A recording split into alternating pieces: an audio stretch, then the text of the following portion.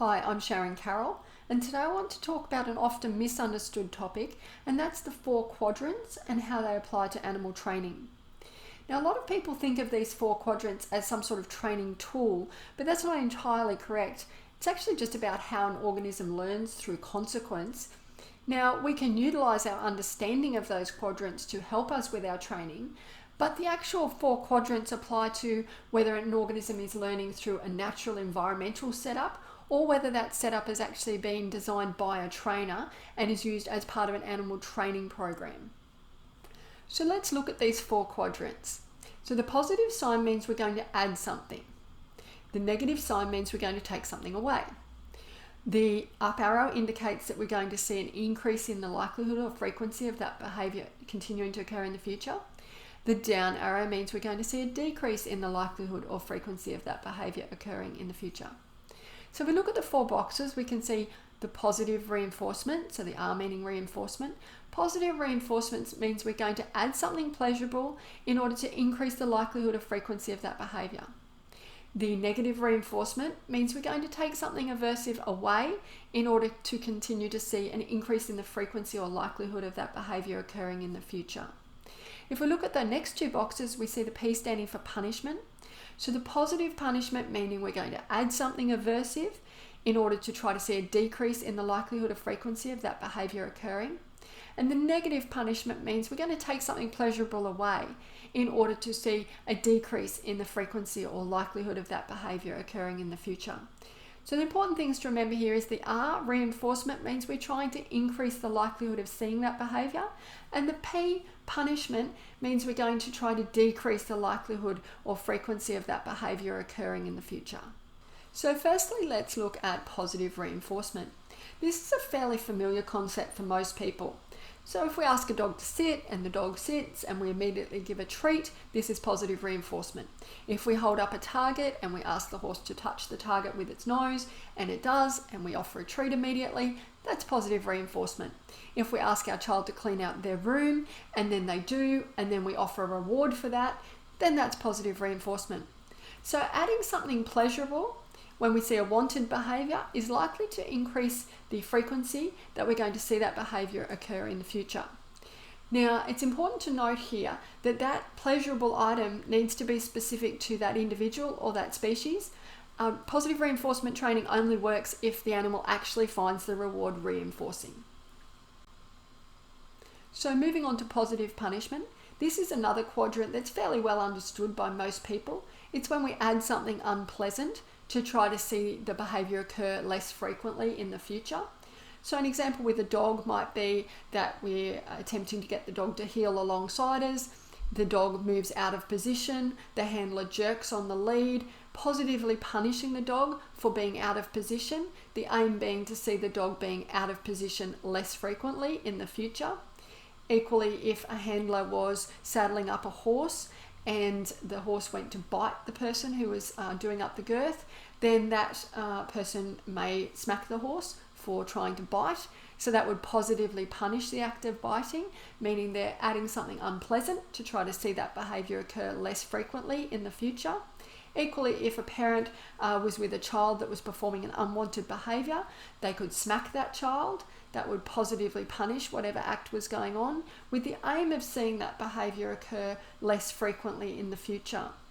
So remembering that positive punishment means we're adding something unpleasant in order to hopefully see that behaviour occur less frequently in the future. Now, it's important to note that that aversive, that unpleasant thing, must be perceived as aversive by the animal who it's being administered to. So, of course, again, it's species specific and it's also specific to the individual.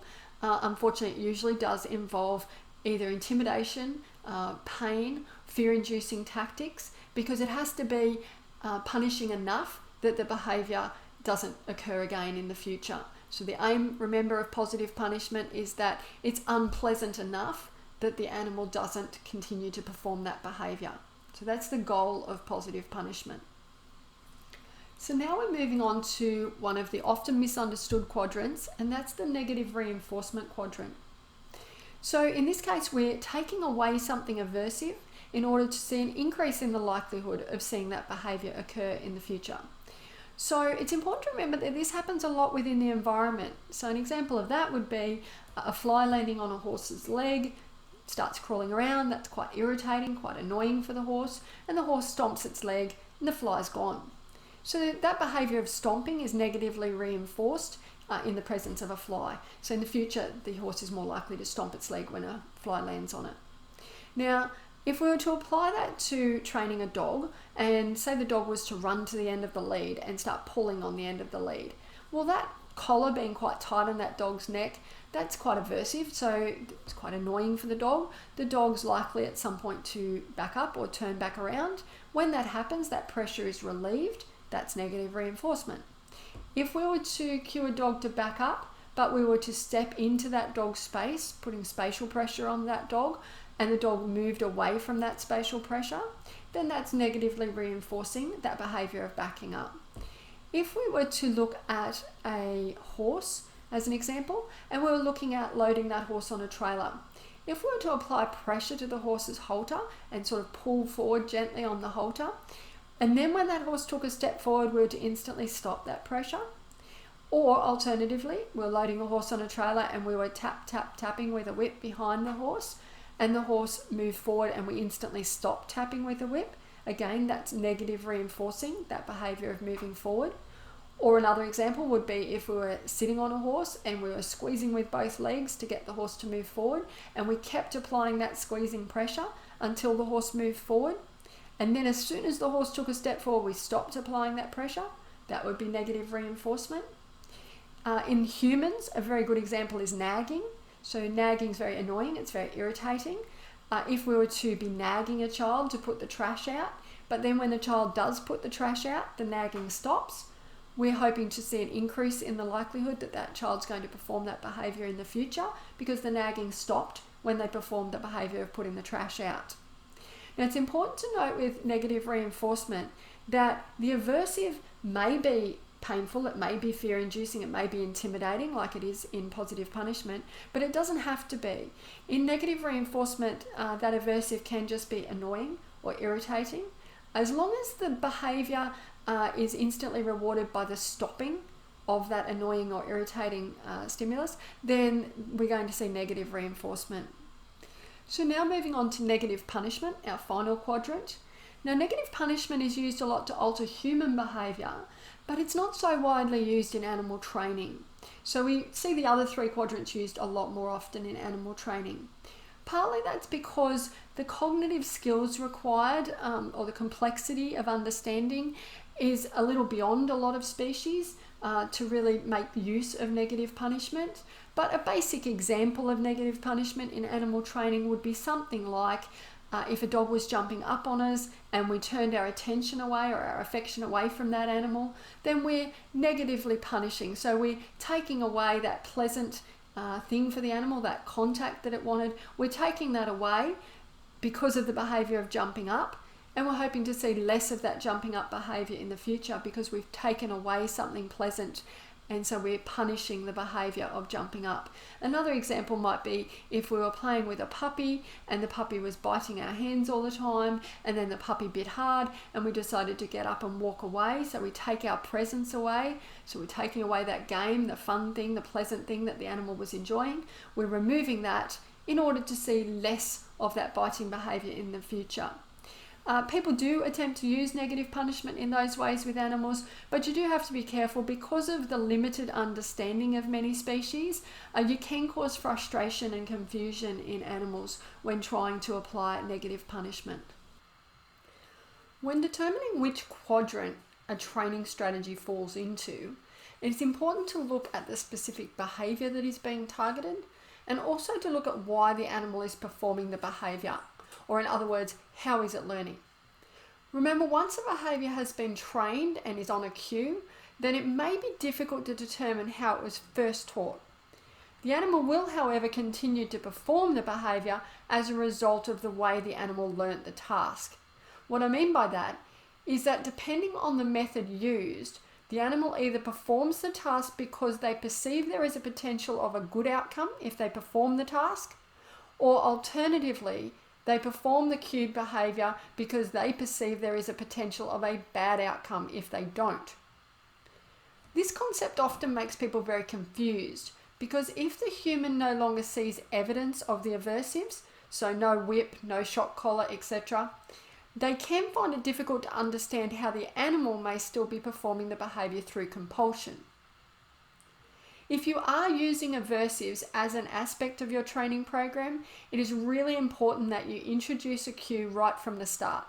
This allows the animal to have the opportunity of performing the task to avoid the aversive. To explain this a little further, if someone wanted to use negative reinforcement to train a horse to move in a circle around a round pen, they may initially use a verbal command or they may simply point a whip towards the back end of the horse. They would then start tapping the horse with the whip until the horse started to move forward. At this point, they would stop tapping. After only a few repetitions, the horse may simply move forward from the verbal cue or the pointing of the arm or the whip. The horse now has the opportunity to act on the cue, thus avoiding the aversive. Working to avoid an aversive is an aspect of negative reinforcement. So we might not always be able to look at a cued behavior and determine which quadrant or quadrants were used to create the behavior. We can, however, look at a training technique and determine which quadrant or quadrants are being utilized. Understandably, people get very confused when they see what appears to be the same technique being described under two different quadrants. A classic example of this is a dog pulling on the leash and the owner stopping forward progress as a result of the dog pulling. Determining which quadrant this strategy could be described under really is about identifying the specific behavior you are targeting. In this case, are you targeting the pulling or are you targeting the stopping pulling? In many practical ways, this is just semantics, but it is worth understanding as it stops the confusion for many people. So let's look a little closer at this one example. If you wanted to extinguish the act of pulling, then you may consider this technique to fall under negative punishment. The explanation in this case would be that we are not allowing the dog to continue to the area it was pulling towards, and hence we are removing the pleasant experience of getting to that area to achieve punishment of the pulling behavior. If, however, instead of focusing on the pulling behavior, we decided to focus on the behavior of the dog stopping pulling, then we would consider this technique negative reinforcement. The explanation in this case would be that the dog gets relief from the unpleasant tight collar when he stops pulling, thus reinforcing the behavior of stopping pulling. Which quadrant is really in play is largely going to depend on the actual individual dog and also the skill of the trainer. Does the dog fully understand that it is the pulling behavior that stopped him or her from reaching their goal? Did the dog really have a specific place in mind that they were attempting to get to? Did the animal really find the tight collar aversive enough to make the effort to back up or turn around? These are the questions that would need to be answered to determine which quadrant achieved the learning. As a side note here, of course the other two quadrants could be implemented for addressing the pulling. So positive punishment would involve adding something unpleasant when the dog pulled, for example using a pinch, prong or shock collar or by jerking on the lead. Whereas positive reinforcement would be rewarding the dog with something that the dog finds enjoyable when the dog stops pulling. So again, whether he backs up or turns around to check in with us, we could reward that behavior. Of course, from a technical perspective, when we are reinforcing not pulling, we are in fact reinforcing an alternative behavior. But that alternative behavior does not need to be specific. The alternative behavior could truly be anything but pulling. There are a lot of people who do attempt to live exclusively in one quadrant, and that would usually be the positive reinforcement quadrant. However, it is important to know that it's very easy to trickle into another quadrant, and in many cases that's perfectly okay, but it is important to know why your learner is learning. Why is the animal learning the behavior? So if, for example, I have a dog backing up and I'm stepping into that dog's space and the dog takes a step backwards because of that spatial pressure, the animal is learning the backing up as part of negative reinforcement. I may add a treat to that, add positive reinforcement, but the animal is learning because of the negative reinforcement. The positive reinforcement is just a bonus on top. The same would be true if I was sitting on a horse and I was to push my left leg onto the horse and the horse was to step to the right and I take my leg off and give the horse a treat. The animal is learning, it's performing the behavior because it's stepping away from my leg. So it's negatively reinforcing that behavior. The treat that I'm giving afterwards is just a nice bonus. Combining is not a problem, but it is important to know why the animal is learning the behavior it's learning. Perhaps one of the most recognized methods that utilizes combining quadrants would be the balance training method, so very familiar to a lot of dog people. So that includes the use of positive punishment and positive reinforcement. So simply put, if we wanted our dog to heel and it was heeling nicely alongside us, we could give it a treat, we could positively reinforce it for being in the correct position. If the animal stepped out of position, we could jerk on its lead and that would positively punish it for being out of position. On paper, this makes a lot of sense because we're punishing the behaviours we don't want and we're rewarding the behaviours we do. It seems like it would be a really quick way for animals to learn. But if we took that same strategy and looked at it in a different example, say we had a small child learning about maths and we gave them a sheet of paper with maybe 10 maths questions on there and we stood over them as they worked their way through, and every time they got one right we gave them a reward, we gave them a candy, so positively reinforcing them getting that correct answer. But then when they got one wrong we gave them a small electric shock, so positively punishing them for making the wrong answer. What would happen over time? Do we think that child would get faster at learning how to do maths? Do you think that they would get happier about doing maths? What we'd likely see is a child that would become very nervous about getting the wrong answer and they would potentially shut down. They would potentially not want to be involved in participating in that game. And we see the same thing in animals. We see an animal that either works really hard to look busy to try and avoid that punishment, or the animal actually shuts down or just becomes less interested. And remember, whenever we're doing something that involves positively reinforcing as well as positively punishing, we need to remember that in the end, that learner is not really benefiting from the positive reward. What's really happening is they're just working very hard to avoid the punishment. So often the trainer feels like they're being nice to the animal by giving them that treat when they're in the right position, but the animal is mainly focused on not getting the shock as opposed to getting the treat. And so we have to remember that that's what's really happening, is that any learner put in a situation where they may be punished for a behavior or reinforced or rewarded for a behavior is actually mostly working to avoid the punishment as opposed to working to receive the reward. As a trainer, you can choose to use techniques that are based in any or all of the quadrants. However, it is important to be fully aware of the ramifications of your choices. There are effective techniques from every quadrant. There are also potential issues associated with every quadrant. If you are training an animal, you should ensure you are familiar with the recognized issues that can occur with every technique you choose to use. Most of the issues that can occur are associated with punishment-based techniques, and we'll briefly discuss one of those issues now. One of the important things to remember is that if an animal is harboring any negative valenced emotion, so for example fear, and we apply punishment-based techniques when training that animal, we do risk an increase in aggression from that animal. So as a basic example, if we had a dog walking down the street and it saw another dog and it started lunging and barking at the end of the lead, if that dog is doing that purely through excitement and lack of previous training, and we decide to use a punishment-based approach, we may be able to extinguish those behaviours and the training may appear effective.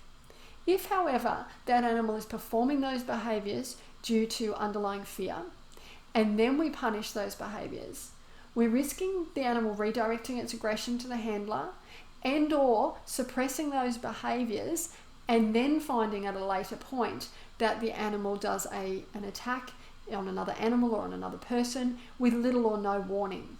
So they're the risks that we need to consider when we're using punishment-based approaches on a dog, particularly if they're harbouring any negative valenced emotions. Perhaps one of the most influential reasons we've seen such a shift away from punishment-based approaches in recent years is purely the moral and ethical considerations. So traditionally all animals, all sectors throughout the world were trained with a certain amount of punishment-based approach. Nowadays, this is not the case. We're seeing much more of a shift towards reinforcement-based training instead. We see that we can get equally good or better results using these techniques without inducing fear or inflicting any pain on the animal. And these are important considerations for a lot of people. To finish off today's presentation, let's take a look at the Humane Hierarchy. This is a tool that can be applied when attempting to change an animal's behaviours.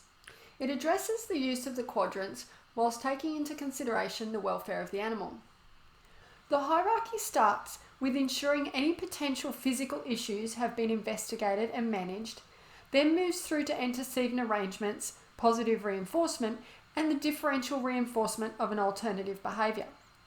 The reason we see a speed bump prior to this action is that we are targeting the extinction of a behaviour as an aspect of this process, which can cause a certain amount of stress or frustration for the learner. However, we are concurrently offering positive reinforcement for the alternative behaviour, so it is still considered quite an acceptable protocol.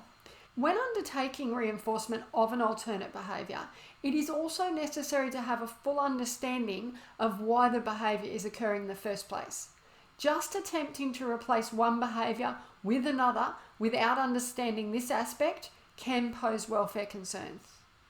Then continuing up through the hierarchy, we start to see warning signs when it comes to the use of straight extinction, negative reinforcement, and negative punishment. And then of course we see a giant stop sign warning of the significant welfare implications of using positive punishment. Most organisations or associations that represent companion animal trainers and/or professionals working in the field of behaviour modification will have a policy that relates to the Humane Hierarchy. Often the guidelines for their members refer to a LIMA policy, that stands for least intrusive, minimally aversive.